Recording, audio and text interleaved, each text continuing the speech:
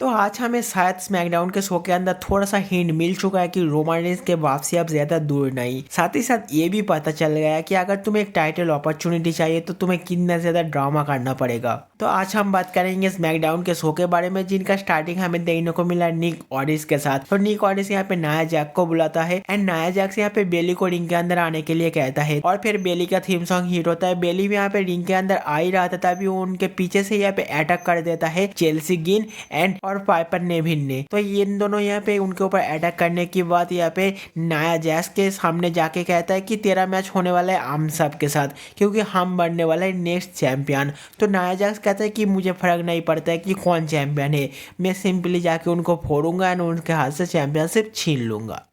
ये भगवान क्या जुल्म है। और फिर नेक्स्ट हमें देखने को मिलता और एक सेगमेंट जो कि बैक स्टेज था। एजे स्टाइल यहाँ पे बात कर रहा था निक ऑडिस के साथ कि उनको थोड़ा सा टाइम चाहिए कुछ अनाउंसमेंट करने के लिए। तो निक ऑडिस कहता है कि मुझे समझ में आ रहा है तो तुम्हें ये टाइम मिल जाएगा। एंड आज ये सेगमेंट था मेन इवेंट पे, तो सबको लगा कि शायद आज यहाँ पे जो मतलब क्या कहता है उसको एक तरीके से रिटायरमेंट हो सकता है, रिटायरमेंट अनाउंस करने वाला है एजे स्टाइल, क्योंकि उनको देख के ऐसा ही लग रहा था। और नेक्स्ट हमें शो के ऊपर देखने को मिला एक मैच जो कि था थॉमस चैंपा एंड ऑस्टिन थ्योरी के बीच में। ये मैच बहुत ही ज्यादा घटिया था। तो मेरे ख्याल से जब यहाँ पे कंपनी के अंदर कोई बड़े सुपरस्टार मौजूद नहीं था, पीएन इन जैसे सुपरस्टार के फुल पोटेंशियल को यूज करना चाहिए कंपनी को, लेकिन कंपनी बिल्कुल भी यूज नहीं कर रहा। अब भाई उनका डिसीजन है, क्या ही कहे। तो ये मैच सिंपली ओन कर लिया टोमासो चैंपा ने, वो भी रोल अप के मदद से। और फिर नेक्स्ट शो के ऊपर हमें वापस से और एक मैच देखने को मिला जो कि थोड़ा सा ओल्डेस्ट डब्ल्यूडब्ल्यूई का मतलब फ्लेवर ऐड किया, क्योंकि ये मैच था अंदादे वर्सेस एपोलो क्रूज के बीच में। तो ये दोनों सुपरस्टार मतलब बहुत पहले की सुपरस्टार है, तो इसलिए मैंने कहा कि थोड़ा सा ओल्ड वाला वर्सन लेके आया है इन दोनों। लेकिन ये मैच भी उतना ज्यादा कुछ खास रहा नहीं, जो कि बढ़िया पेस में चल ही रहा था। लेकिन मैच थोड़ा सा प्रोग्रेस होने के बाद ही यहाँ पे एंट्री होता है एंजल की, क्योंकि एंजल यहाँ पे हाथ धो के पीछे पड़ा है यहाँ पे अंदादे की कि उनको यहाँ पे हमने टीम के अंदर जो कि लेगाटो डेल फैंटास्मा उनके अंदर यहाँ पे ज्वाइन करवाने की कोशिश में लगा हुआ है अंदादे को। तो इस वजह से वो यहाँ पे आता है, नेपोलो क्रूज को यहाँ पे थोड़ा सा डिस्ट्रैक्ट करता है, जिसके वजह से ये मैच अंदादे ऑन कर लेता है। और फिर अंदादे यहाँ पे मैच ऑन करने के बाद एंजल के मुंह के ऊपर सीधे सीधे ना कह के वहां से निकल भी लेता है।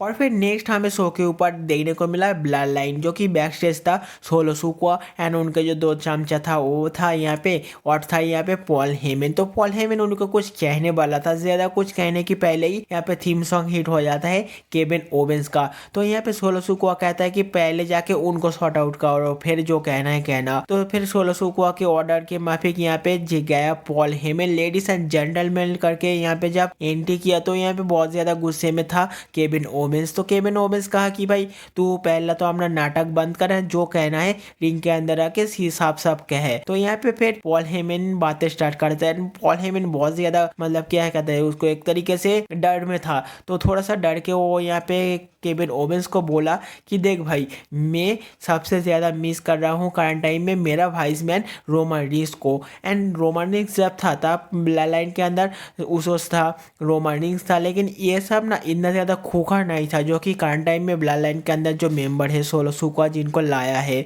तो ये ना एकदम खून के प्यासे है, तुझे मतलब एकदम खा जाएगा, तुझे जिंदा मतलब क्या कहता है उसको एक तरीके से यहाँ पे ऑन करने की कोशिश कर रहा था यहाँ पे केविन ओवेंस को। और यहाँ पे पॉल हेमन ने एक बहुत ही इंटरेस्टिंग बातें भी बोला। पॉल हेमन ने कहा कि तेरे साथ हम लोगों का दुश्मनी बहुत रहा, लेकिन हम लोग सब तुझे रेस्पेक्ट करते थे एंड साथ ही साथ रोमन रिंग्स तुझे एक्नॉलेज भी करता था as a opponent, as a tough opponent. लेकिन ये जो सोलो सुकुआ जिन लोगों को लाया है ये कुछ दरिंदे हैं जो कि खून के प्यासे, इनके अगेंस्ट तू मत जा, ये तुझे जिंदा नहीं छोड़ेगा। फिर यहाँ पे केविन ओवेंस कहता है कि तू तो भाई बदमाशी कर, तेरे ऊपर मैं कैसे भरोसा कर लूँ, क्योंकि तू तो पहले ब्रॉक लेसनर से रोमन रिंग्स के पास आया और फिर जब देखा कि रोमन रिंग्स के पास से चैंपियनशिप गया तो अब सोलो सुकुआ के पास गया एंड तू मुझे यहाँ पे आके कह रहा है कि मैं यहाँ से हट जाऊँ, मैं तेरी बात नहीं मानने वाला। और फिर केविन ओवेंस ने भी बोला कि है पिछले 4 साल में ब्लड लाइन के साथ लड़ते हुए आया हूँ।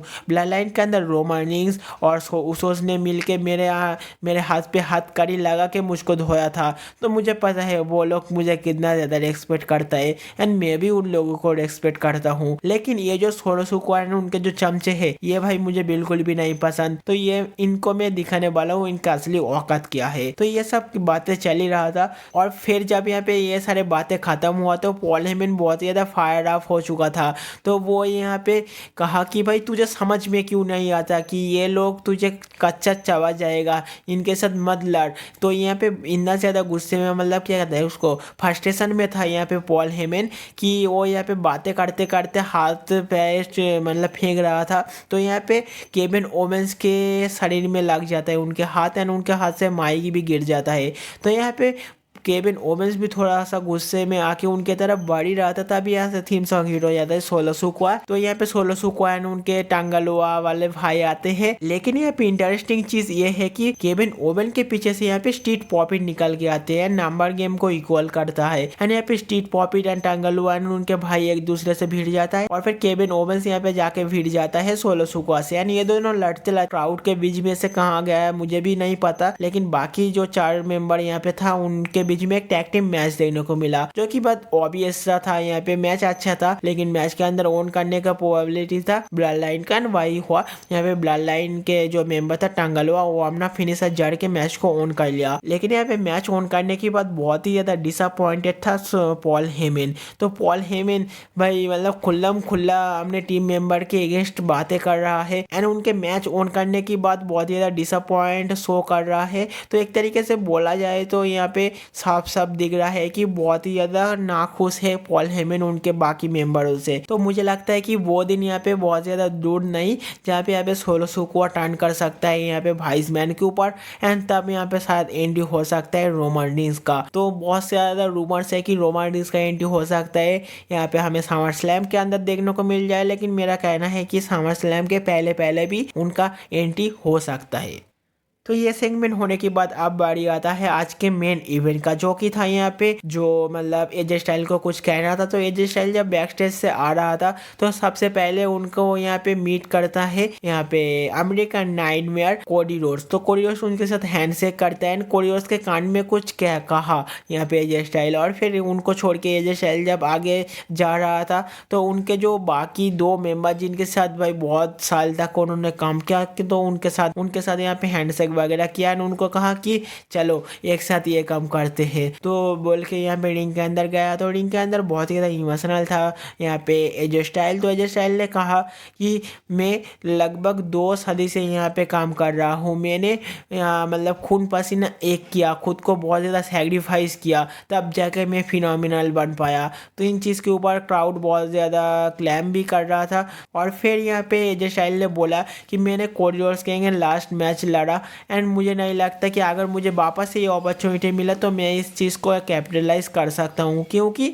मैं और नहीं कर सकता हूँ। टू बी ऑनेस्ट मेरा सीन ख़त्म हो चुका है। और फिर कहा कि फिर यहाँ पे एंडरसन के साथ हैंडशेक किया, हक किया एंड उनको कहा कि एक बार लास्ट टाइम के लिए हम लोगों का जो आइकॉनिक सेलिब्रेशन है, जो आइकॉनिक स्टाइल है उनको एक बार सेलिब्रेट करते हैं। फिर यहाँ पे एजे स्टाइल ने बुलाया नाइटमेयर कोडी रोड्स को कि कोडी रोड्स तुम यहाँ पे थोड़ा सा स्टेज के अंदर आ जाओ, तुमके साथ भी कुछ बातचीत है। तो बाकी जो 2 मेंबर था वो वहाँ से चला गया और फिर एजे स्टाइल के साथ मीट करने के लिए यहाँ पे नाइटमेयर आया। तो कोडी रोड्स से पहले आके तो कहा कि जब तू मेरे साथ मैच लड़ने की बार हार गया था तो जब मैं तुझको मैसेज करके तेरा हालचाल पूछा था तो तू सबसे पहले कहा था कि आई एम ओके बड़े भाई। तो तूने मुझे बड़े भाई कहा, मैं पूरे लॉकर रूम के साइड से कह सकता हूँ कि तू सबके बड़ा भाई है। जो भी तू हम सबको दिया, जो भी किया उसके लिए बहुत बहुत शुक्रिया। और फिर यहाँ पे गले भी मिले दोनों सुपरस्टार मिल के और कोडी रोड्स बाकी क्राउड को यहाँ पे फायर ऑफ करने की कोशिश कर रहा था कि भाई चैंट करो इनके लिए। और फिर बहुत ज़्यादा इमोशनल भी था यहाँ पे एजे स्टाइल। और फिर अचानक से पता नहीं क्या हुआ, एजे स्टाइल यहाँ पे टर्न कर गया एंड कोडी रोड्स के ऊपर अटैक कर दिया और फिर बेधर्म घूसा लात सब कुछ मारा और फिर रिंग के बाहर ले जाके स्टील स्टेप्स के ऊपर से अपना जो फिनिशर है उनको लगाया यहाँ पे एफरीन के ऊपर, जो कि बहुत ही खतरनाक था।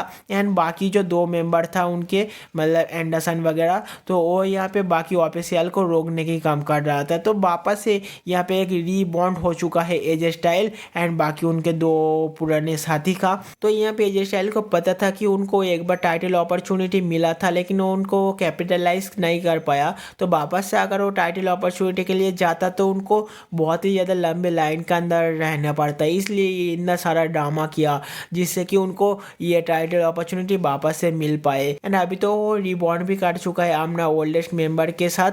तो डेफिनेटली यहाँ से देखना होगा कि एजे स्टाइल कैसे क्या कुछ करता है। तो वापस से और एक बार ये मैच होने वाला है। तो अच्छा नाटक था लेकिन आज का शो मतलब कुछ एक्स्ट्राऑर्डिनरी नहीं था, ठीक ठाक था। बाकी आप लोग कहना कि आपको कैसा लगा।